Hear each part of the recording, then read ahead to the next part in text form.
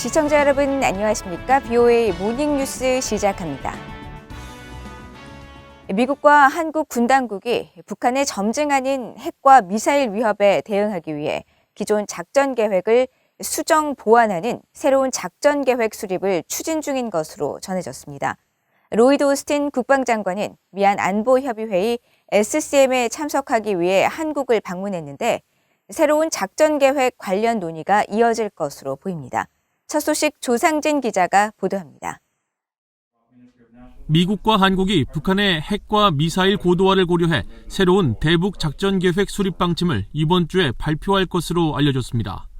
미한 안보협의회의 SCM 참석차 방한한 로이드 오스틴 국방장관을 수행하는 미국 국방부 관계자 2명은 지난달 30일 기내 브리핑을 통해 북한은 핵 능력을 발전시켜왔고 지난 몇 년간 전략적 환경이 변화했다고 말하고 북한의 즉각적인 위협에 따른 것은 아니라면서도 기존 대북 작전 계획이 수립된 것은 10년가량 지나 개정된 작전 계획을 보유하는 것은 적절하고 필수적이라고 설명했습니다.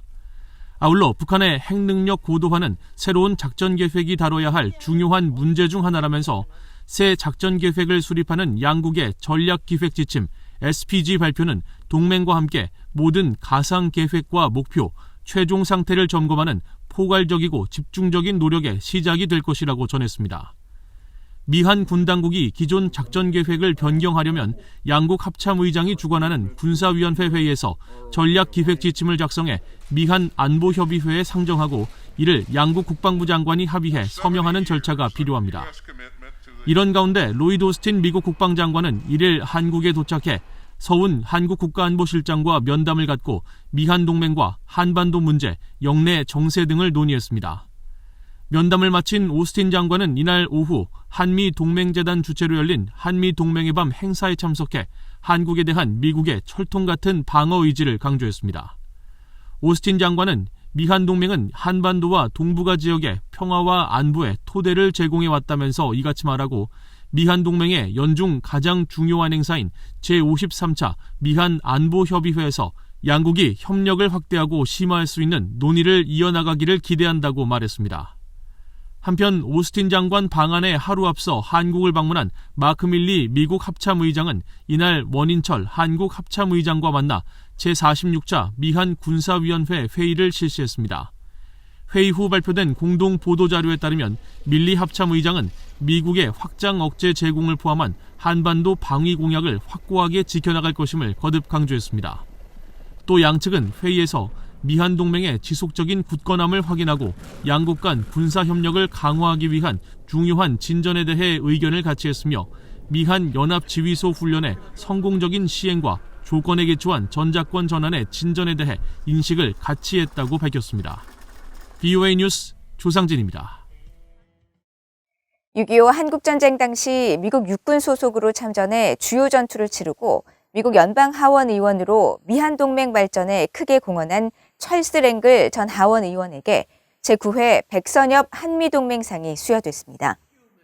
한국 국방부는 1일 한미동맹재단이 개최한 한미동맹의 밤 행사 중 하나로 열린 백선엽 한미동맹상 시상식에서 랭글 전 의원을 수상자로 선정하고 6.25 한국전쟁 당시 낙동강 방어전투와 군우리 전투 등 주요 전투에 참전해 수훈을 세웠다고 평가했습니다.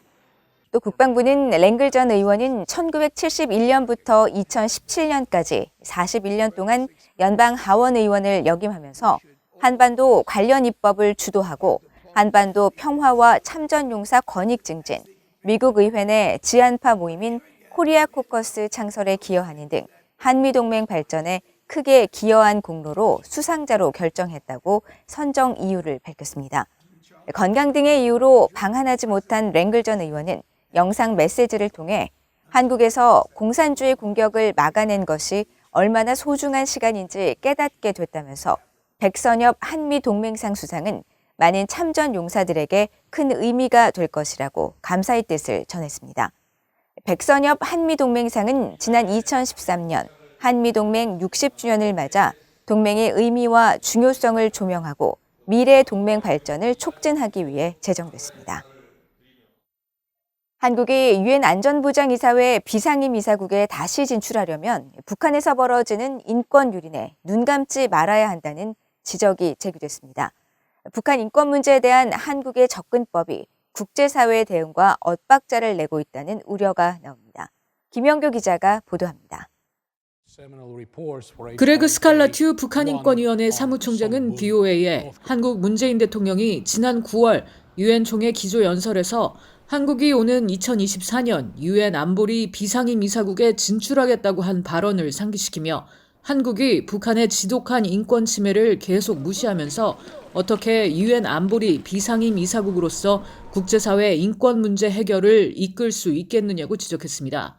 그러면서 한국 문재인 정부가 북한 정권의 반인륜적 범죄를 외면하고 지독한 인권 침해를 완전히 무시하는 건 비극이며 안타까운 일이라고 비판했습니다. South Korea used to be a member of the coalition of like-minded UN member states that pushed for significant action on North Korean human rights. We remember who those members were: the United States, South Korea, Japan, the European Union, Australia, New Zealand, Canada, and others. South Korea has completely given up the high ground it once held on North Korean human rights. The government of President Moon Jae-in has sacrificed North Korean human rights on the altar of wishful thinking and so-called engagement with the North Korean leadership. 로버타 코엔 전 국무부 인권 담당 부차관보는 한국 정부가 올해도 유엔 북한 인권 결의안 공동 제안국에 참여하지 않은 것을 지적하면서 남북 관계 진전을 위해 인권 문제가 배제돼야 한다는 생각이 강한 것으로 보인다고 비판했습니다. 그러면서 이 같은 한국의 행동은 매우 정치적인 것으로 북한의 불만 표시에 두려움을 나타낸 것이라면서 공동 제안국에 이름을 올린 다른 국가들은 그런 두려움을 갖지 않는다고 지적했습니다. The United States is a co-sponsor, Japan is a co-sponsor, Australia is a co-sponsor, and various other states.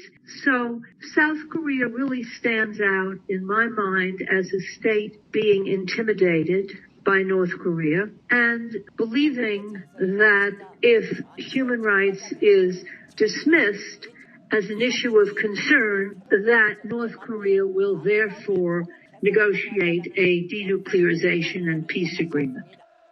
로버트 킹 전 국무부 북한인권 특사도 과거 자신의 재임 기간 한국은 유엔 인권이사회에서 북한인권 결의안의 주요 제안국 중 하나였다면서 현재 한국 정부가 국제사회에서 북한에 대한 태도를 바꾸고 북한인권 문제에 침묵하고 있다고 지적했습니다. I think it's unfortunate because I think one can also work with North Korea, but at the same time you don't have to cover up the human rights abuses that are particularly egregious in North Korea.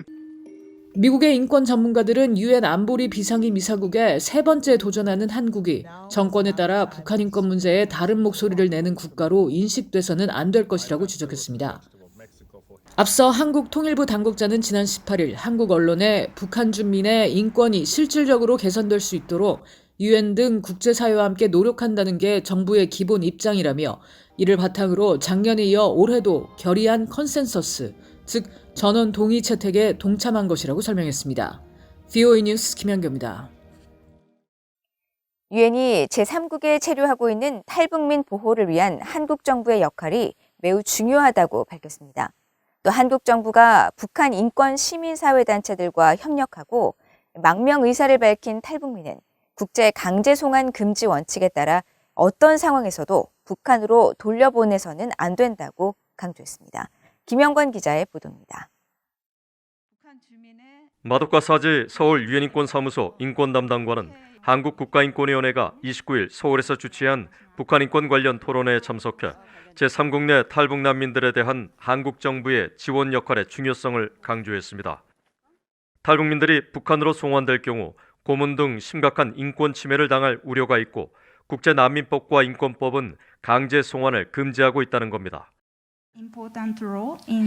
대한민국의 역할에 대해서 언급하고 싶습니다. 특히나 북한을 탈출한 그래서 현재 제3국에 머물고 있는 탈북민들과 관련해서 중요한 역할이 있다고 생각됩니다.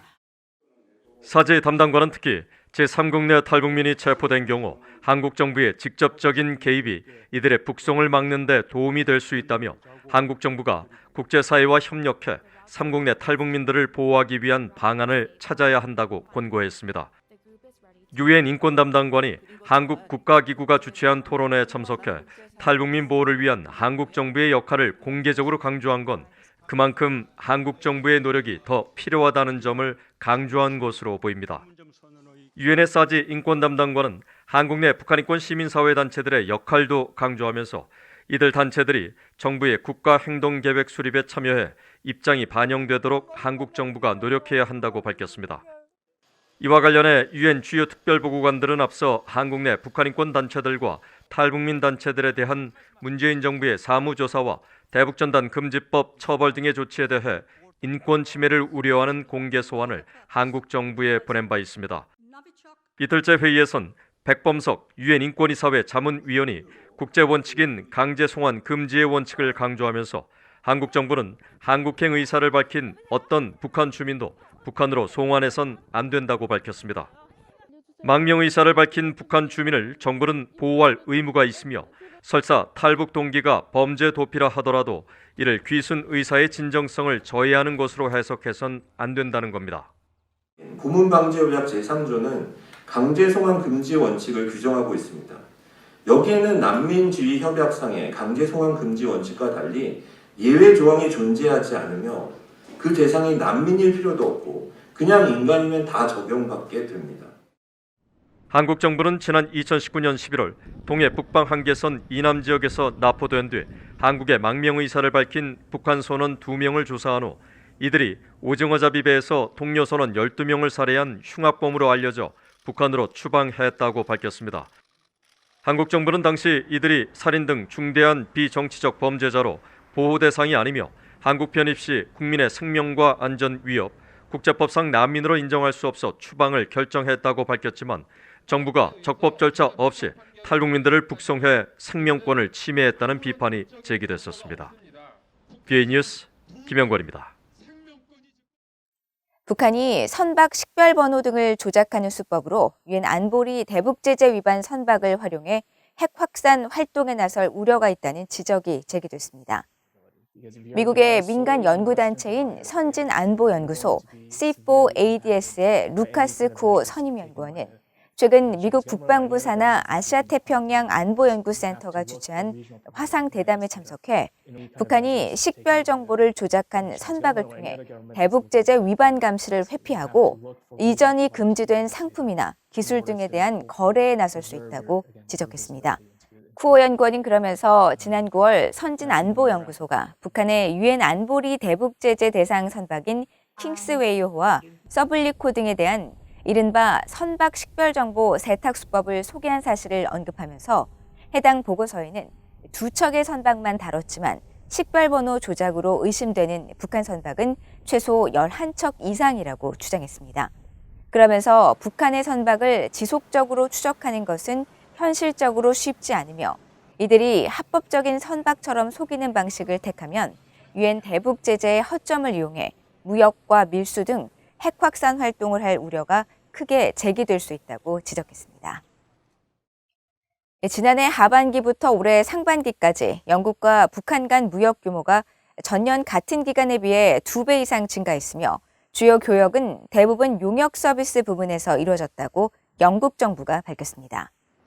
영국 국제통상부는 최근 공개한 대북교역 투자 자료를 통해 지난해 7월부터 올해 6월까지 1년간 영국과 북한의 교역 규모가 전년 동기 대비 123.5%포인트 증가했다고 밝혔습니다.